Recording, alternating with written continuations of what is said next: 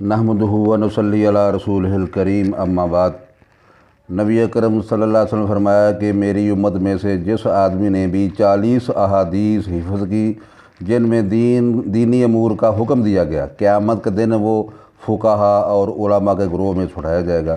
تو اس لیے اسلام کے اندر کم از کم 40 احادیث وہ کسی زبان میں بھی ہوں، ان کو یاد کرنا، اللہ تعالیٰ یاد کرنے سے یہ رتبہ ملتا ہے۔ اصولی طور پر اسلام کے 3 شعبے ہیں۔ پہلا ہے ایمان، یعنی نظریات و عقائد، دوسرا ہے اعمال اور تیسرا ہے اخلاص، یعنی ایمان اعمال کے قبول ہونے کے لیے یہ تینوں چیزیں لازمی ہیں۔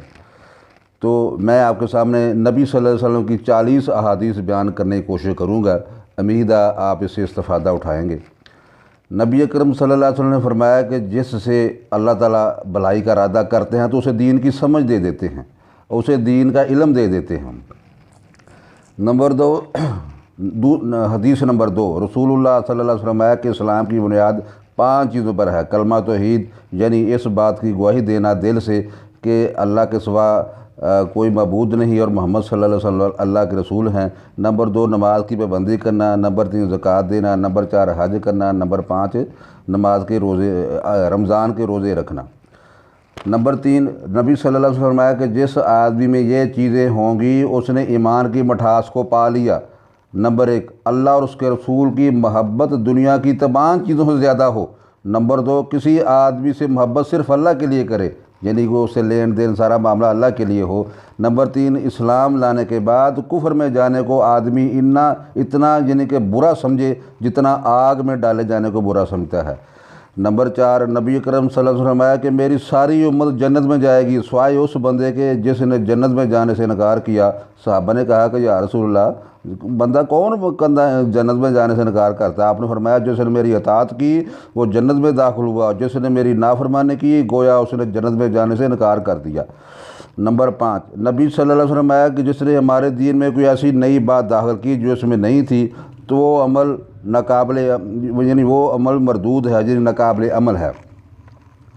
نمبر 6، نبی اکرم صلی اللہ علیہ وسلم مسجد میں بیٹھے ہوئے تھے کہ ایک آدمی مسجد میں داخل ہوا، اس سے نماز پڑھی، پھر نبی صلی اللہ علیہ وسلم کی خدمت میں حاضر ہوا، سلام کیا، آپ نے سلام کا جواب دیا، فرمایا جاؤ اور نماز پڑھو اس لیے کہ تم نے نماز نہیں پڑھی، حتیٰ کہ اس طرح اس نے 3 دفعہ کیا۔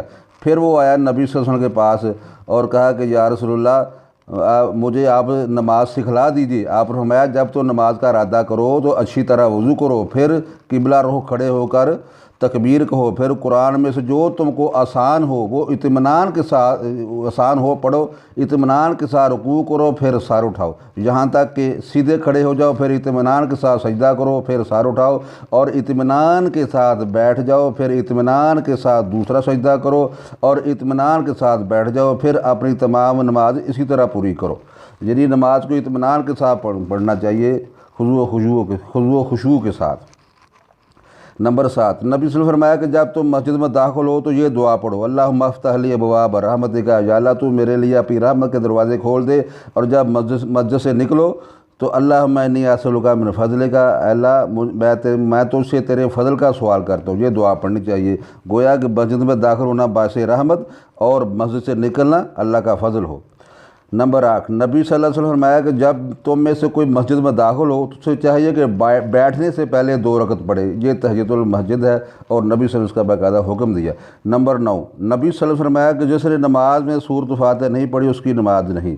نمبر 10، نبی صلی اللہ علیہ وسلم نے فرمایا جو آدمی اس بدبودار درخت یعنی پیاز، لہسن اور اگر نسوار اور سگریٹ کی ایسی بو جس سے دوسرا آدمی قریب نہ کھڑا ہو سکے تو نبی نے فرمایا کہ اس میں سے کچھ کھائے تو وہ ہماری مسجد کے قریب بھی نہ آئے، کیونکہ جس بدبو سے انسان کو تکلیف پہنچتی ہے اسی سے فرشتوں کو بھی تکلیف پہنچتی ہے، اور یہ بخاری مسلم کی حدیث ہے۔ نمبر 11، نبی صلی اللہ علیہ وسلم نے فرمایا کہ جو آدمی نماز جنازہ پڑھتا ہے تو اس کو 1 قرات ثواب ملتا ہے، اور جو میت کے دفن ہونے تک اس کے ساتھ رہتا ہے اسے 2 قرات ثواب ملتا ہے۔ پوچھا قرات کیا ہے؟ فرمایا احد پہاڑ کے برابر، یعنی یہ دو احد پہاڑ کے برابر ثواب ملتا ہے جو نماز جنازہ پڑھتا ہے اور میت کو دفن کرتا ہے۔ نمبر 12، نبی صلی اللہ علیہ وسلم نے فرمایا کہ مردوں کی برائی نہ بیان کیا کرو، اس لیے کہ وہ اپنے مال کے مطابق جہاں پہنچنا تھا پہنچ چکے ہیں، یہ بخاری شریف کی حدیث۔ نمبر 13، ایک آدمی نبی صلی اللہ علیہ وسلم کے پاس آیا اور سوال کیا کہ مجھے کوئی ایسا عمل بتائیے جو مجھے جنت میں لے جائے۔ نبی صلی اللہ علیہ وسلم نے فرمایا کہ یہ تو بہت اہم ضرورت ہے، سنو، اللہ کی بات کرو اور اس کے ساتھ کسی کو شریک نہ ٹھہراؤ۔ نمبر 2 نماز قائم کرو۔ نمبر 3 زکوٰۃ دو۔ نمبر 4 صلہ رحمی کرو۔ میرے بھائیو، صلہ رحمی کا مطلب یہ ہے کہ وہ رشتے جو خاتون کے رحم کی وجہ سے بنے، جیسے 4-5 بھائی ہیں، سگے بھائی ہیں، وہ اپنی ماں کی رحم کی وجہ سے آپس میں بھائی ہیں، اور اسی طرح دوسرے رشتہ دار ہیں جو یہ رشتہ داریاں، خونی رشتہ داریاں، تو رشتہ داروں کے ساتھ رحم کرنا، اس کو صلہ رحمی کہتے ہیں۔